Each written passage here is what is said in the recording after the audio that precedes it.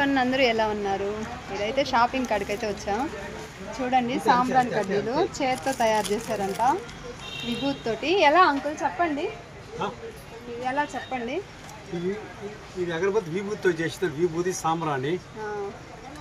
సాంబ్రాణితో చేసింది. Kilo 350 rupees, పావు కిలోగా ఉంటే 100 రూపీస్.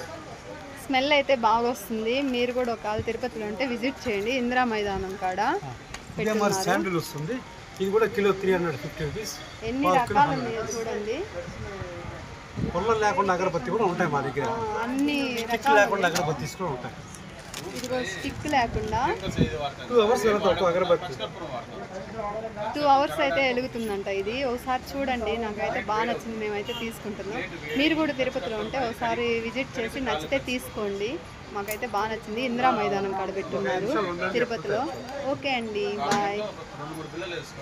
ఇదిగో ఇక్కడ కూడా దాన్ని ఏమంటారు?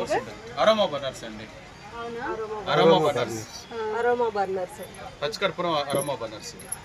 మనకి రూమ్ స్ప్రేగా మనకి పీల్చుకుంటే ఎలాంటి సైడ్ ఎఫెక్ట్స్ ఉండదు. ఇది పచ్చికర్పూరం కాబట్టి సైడ్ ఎఫెక్ట్స్ ఏమి ఉండదు అన్నమాట. అది ఆల్ అవుట్ అయితే కెమికల్ చేసేది నేచురల్ అరోమా ప్రొడక్ట్స్.